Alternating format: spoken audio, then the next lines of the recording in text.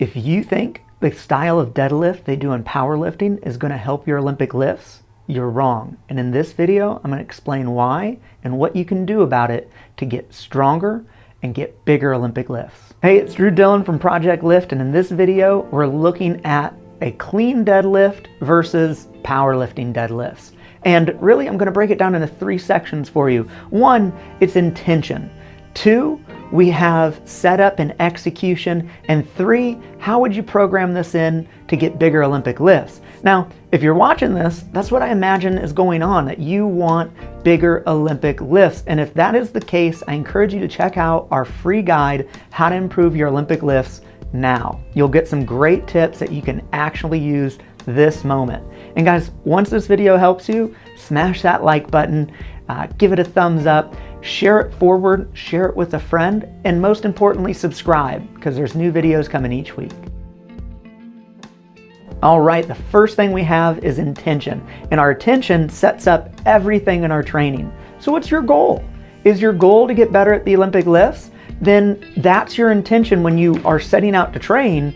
You're wanting to do things that impact you getting bigger Olympic lifts. And when we look at deadlift variations, we want to utilize a deadlift variation that mimics the key positions of the Olympic lifts that allow us to get stronger in those key positions, which allows us to move easier through that motion when we're doing the lift, which ultimately helps us get bigger Olympic lifts. Now, this is where athletes get confused, is deadlift just in general. If someone said deadlift, it's seen as a general strength tool, and that is correct. But now, because your intention, your goal is to get better at the Olympic lifts, you want to take the variations that are going to give you the most bang for the buck. When we look at the powerlifting deadlift, what's happening there is they're using technique that allows them to lift the most amount of weight within the rules of powerlifting. Your position at the start is going to be different. The rigidity through your torso is going to be different. And none of that would support driving at the hip to receive the bar overhead or to receive the bar at her chest. And that's why using a powerlifting style deadlift doesn't help our Olympic lifts. It builds some general strength, but not necessarily in the areas that we want to maximize our Olympic lifts. So let's get into the setup and the execution.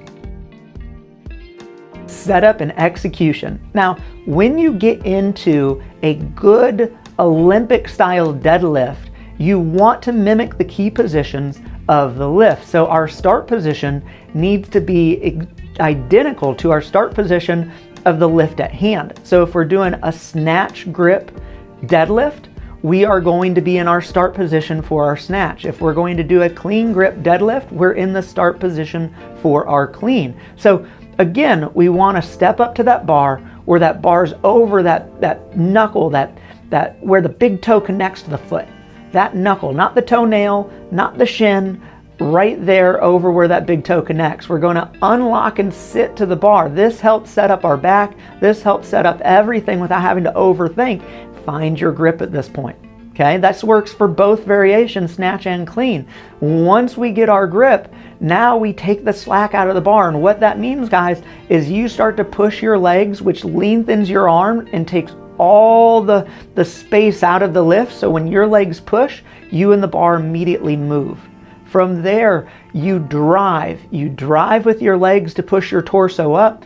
You and the bar move together. You pass above the knee. I'm going to pause here so you can see it. Pausing above the knee, and then from there, hinge open to the power position. At the top of these deadlifts, we never lock out. And that is something that is distinctly different from a traditional deadlift, a deadlift you see in powerlifting, because in Olympic weightlifting, at this point, we would drive with our legs to send the bar up. We never lock our legs out. And the reason why we teach deadlifts in this way is we want to build that motor pattern into you that your legs never straighten. Your legs never straighten. Your legs never straighten, because at that point you punch.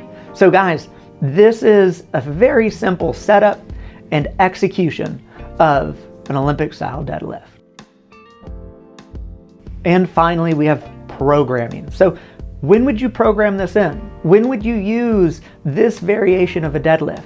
if you're learning the Olympic lifts, I would have you do this variation of a deadlift exclusively. I would take away traditional deadlifts from you to help you build the motor pattern and not to confuse you. For my CrossFitters out there, this is something you rarely hear, but a lot of CrossFit athletes that come in to work with me, it's something that I have to teach them because they're getting confused between their traditional deadlift and a start to a clean, right? Vice versa. So that is right there, guys. If you're new to this, this is the deadlift variation to exclusively use. Use it at the end of your workout so your dynamic movements when you're doing snatch and clean where you need that drive and change of direction, those are fresh, and we're doing more of this strength motion at the end is a great time to put it in. So guys, if this has helped you, again, smash that like button, make sure you share it forward with a friend, subscribe, new videos are coming each week, and we'll see you next week.